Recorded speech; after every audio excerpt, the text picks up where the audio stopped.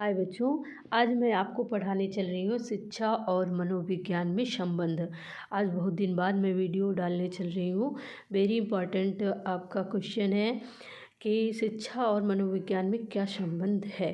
तो आपको बताने चल रही हूँ कि जो शिक्षा मनोविज्ञान है वो एक दूसरे से बिल्कुल जुड़े हुए हैं। आइए हम लोग समझते हैं कैसे। तो कह सकते हैं कि शिक्षा तथा मनोविज्ञान क्या है, एक ही सिक्के के दो पहलू हैं। बहुत बार पूछा गया है कि कैसा संबंध है, तो एक लाइन में आप कह सकते हैं कि ऐसा संबंध है जैसे एक सिक्के के दो पहलू हों। एक पहलू के ना रहने पर दूसरे पहलू के होते हुए भी उस सिक्के का कोई अस्तित्व नहीं है। इसी प्रकार शिक्षा और मनोविज्ञान एक दूसरे से जुड़े हुए हैं, इनमें घनिष्ठ संबंध है। क्योंकि यदि शिक्षा नहीं है तो मनोविज्ञान का कोई अस्तित्व नहीं, और यदि मनोविज्ञान है तो शिक्षा का मनोविज्ञान नहीं है तो शिक्षा का कोई अस्तित्व नहीं। तो हम कह सकते हैं कि ये क्या है, शिक्षा तथा मनोविज्ञान एक ही सिक्के के दो पहलू हैं। और क्या है, दोनों में घनिष्ठ संबंध है। एक के बिना दूसरे की कल्पना ही नहीं की जा सकती। यानी इतना घनिष्ठ है। हमने बताया ना कि जैसे एक ही सिक्के के दो पहलू हों, एक घिस गया हो तो वो सिक्का खोटा होगा, कभी चलेगा नहीं। उसी प्रकार शिक्षा और मनोविज्ञान दूसरे से जुड़े हुए हैं। आइए हम लोग आगे समझते हैं कि है क्या। तो चलिए हम लोग आगे बढ़ते हैं कि कैसे संबंध है। थोड़ा समझाने का प्रयास करती हूँ आपको कि शिक्षा मनोविज्ञान में कैसे संबंध है। तो देखा आपने कि शिक्षा मनोविज्ञान क्या दो शब्द से, यानी शिक्षा मनोविज्ञान दो शब्दों से मिलकर बना, शिक्षा प्लस मनोविज्ञान, जैसे हमने पिछले वीडियो में आपको बता दिया था। तो सबसे पहले देखते हैं शिक्षा, क्योंकि शिक्षा और मनोविज्ञान है। तो शिक्षा आपने देखा कि क्या है, शिक्षा व्यवहार का परिमार्जन करती है। परिमार्जन मीन्स परिवर्तन, कि व्यवहार को पूर्ण रूप से बदलने का कार्य करती है। और मनोविज्ञान क्या करता है, व्यवहार का अध्ययन। तो सबसे पहले हम क्या करेंगे, मनोविज्ञान के जरिए व्यवहार का अध्ययन करेंगे।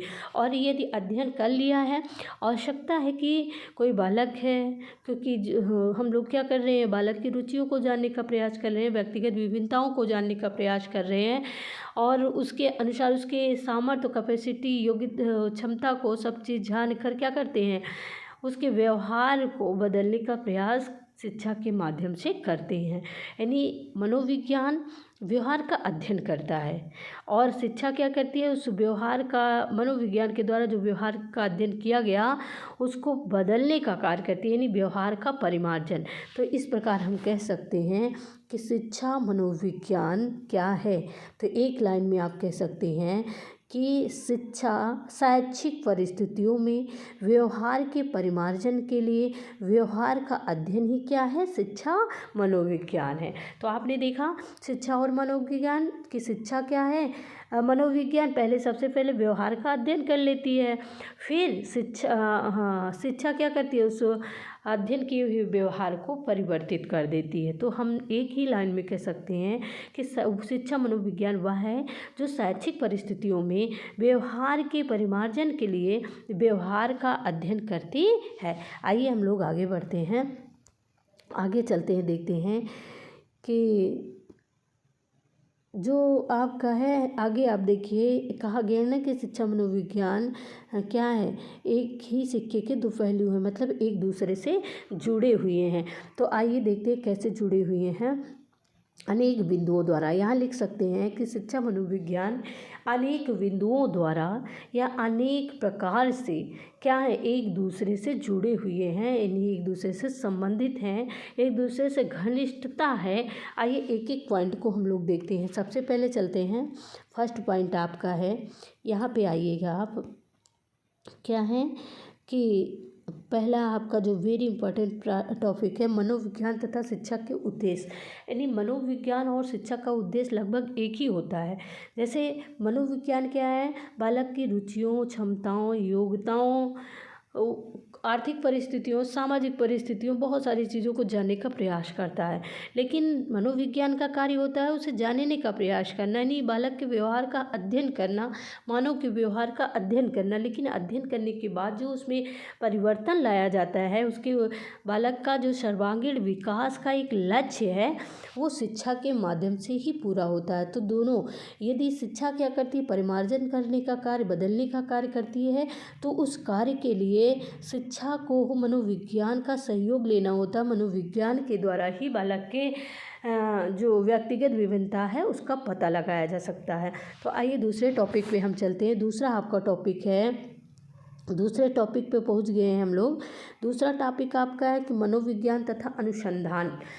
जो मनोविज्ञान है वो क्या करता है, मनोविज्ञान शिक्षा के माध्यम से एक नए नए अनुसंधान करता रहता है। लेकिन किसके द्वारा, मनोविज्ञान अकेले नहीं कर सकता है, वो किसके द्वारा करता है, वो शिक्षा के द्वारा कर सकता है।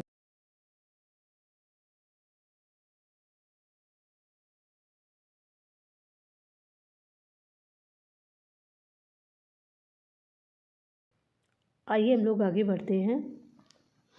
फिर से आपको समझा देंगे, थोड़ी देर के लिए दिक्कतें आ गई।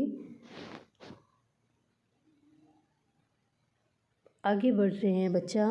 आप देखिए यहाँ पे फिर से समझा दे रहे हैं कि जो मनोविज्ञान है तथा अनुसंधान, ये टॉपिक मनोविज्ञान तथा अनुसंधान। तो मनोविज्ञान जो नए खोज करता है वो शिक्षा के माध्यम से ही करता है। बिना शिक्षा के सहयोग से मनोविज्ञान नए शोध और नए खोज नहीं कर सकता है। तीसरा टॉपिक आपका है, जो थर्ड पॉइंट है, वह मनोविज्ञान तथा शिक्षण विधियाँ। मनोविज्ञान और शिक्षण विधियाँ। तो मनोविज्ञान और जो शिक्षा है, मनोविज्ञान क्या करता है, मनोविज्ञान बालक के व्यवहार का अध्ययन करता है। तो उसके अध्ययन के लिए शिक्षा के माध्यम से नई नई विधियों का प्रयोग करता है। यदि शिक्षा ना हो तो उस क्या करेगा, मनोविज्ञान कभी भी बालक के व्यवहार का अध्ययन नहीं कर सकता, क्योंकि जिन विधियों का प्रयोग कर रहा है वो शिक्षा के द्वारा ही दी गई हैं। फिर आइए फोर्थ पॉइंट देखते हैं। फोर्थ आपका है, जो चौथा टॉपिक है वह है आपका कि मनोविज्ञान तथा पाठ्य पुस्तकें। चौथा आपका टॉपिक है मनोविज्ञान तथा पाठ्य पुस्तकें।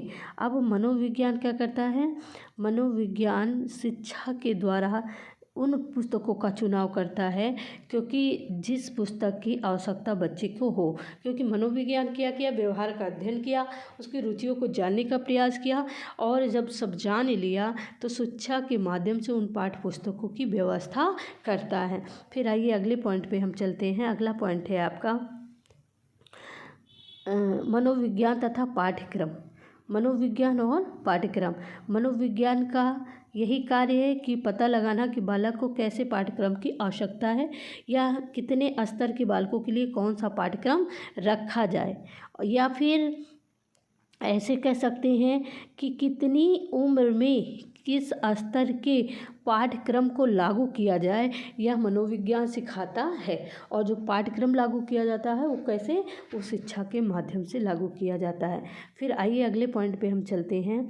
आपका जो अगला टॉपिक है वह है मनोविज्ञान। वह क्या है, मनोविज्ञान तथा समय सारणी।